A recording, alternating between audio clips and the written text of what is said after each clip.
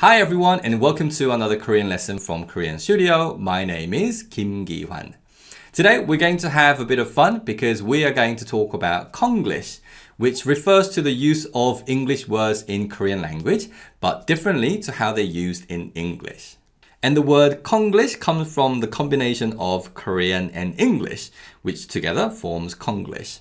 So words like 택시, 레스토랑 or business or elevator are not Konglish because they're used in the same way in Korean.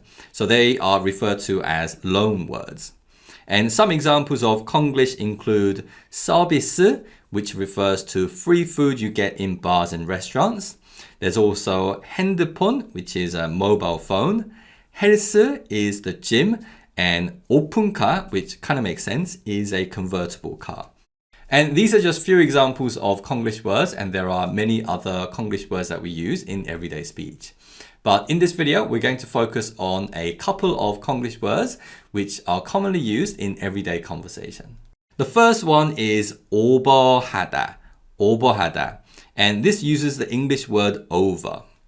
Over can be used as a noun, but it can also be used with 하다 and become a verb. And we use 오버하다 to talk about doing something in an excessive manner or doing more than what's considered appropriate. And to give an example of how we might use this word, let's say that my friend is going out on a date with a girl that he really likes. And to make an impression, he decides to wear a full suit, even though they're just going for a coffee at Starbucks. So to tell my friend that he's doing too much, wearing a suit is a little excessive, I might say, 야, 너무 오버한다. Hey, that's too much. 야, 너무 오버한다. 야 is an informal way of calling someone, so it's kind of similar to hey. And 너무 means too much, and 오버하다 means to do too much. So 야, 너무한다 means, hey, that's too much. So I've used 오버하다 or 오버한다 to say that my friend is way too overdressed. And we can use 오버하다 in many other similar situations.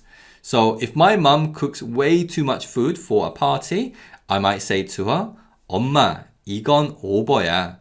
Mum, this is too much. 엄마, 이건 오버야. And in this sentence, I've used 오버 as a noun. So in any situation where someone does something too much, they do something in an excessive manner, then you can use 오버 as a noun or 오버하다 as a verb and say, 야, 그건 오버야. 오버하지 마. Don't do too much. Now, another really interesting Konglish word is 터치하다. 터치하다. This word combines the English word touch and the verb 하다. And we can use this word to simply mean to touch something, but it's also used to mean to involve oneself or to interfere in someone else's life.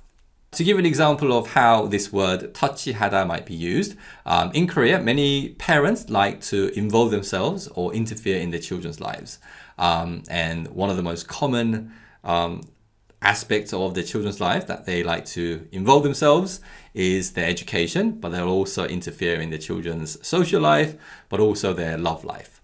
So to say that my mum interferes in my life too much, you would say 우리 엄마는 너무 터치해. 우리 엄마는 너무 터치해. 우리 엄마는 means my mother. 너무 터치해 means interferes too much. So 우리 엄마는 너무 터치해 means my mum interferes in my life too much. However, conversely, if your mum doesn't interfere in your life, you can also say 우리 엄마는 터치 안 해. 우리 엄마는 터치 안 해. And 터치 안 해 means to not interfere. So you can use 터치하다 to talk about someone interfering in someone's life, but you can also use the negative form 터치 안 하다 to talk about someone not interfering in someone's life. And this is where knowing this word is kind of important, because if you didn't know the meaning of this word and maybe you heard some lady say 우리 아빠는 나를 너무 터치해. 우리 아빠는 나를 너무 터치해. And this sentence simply means that my father interferes in my life too much. But if you didn't know that and you just heard someone say 우리 아빠는 나를 너무 터치해, then you think that's a really strange sentence.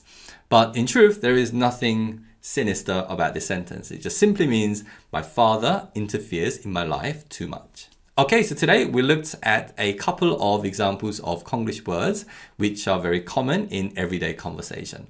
However, Konglish words many of them are actually very common in everyday speech. So as you continue to learn Korean and develop your vocabulary knowledge, I think it's also very useful to learn about Konglish words as well. That's it for today, and I look forward to seeing you soon again. Bye-bye.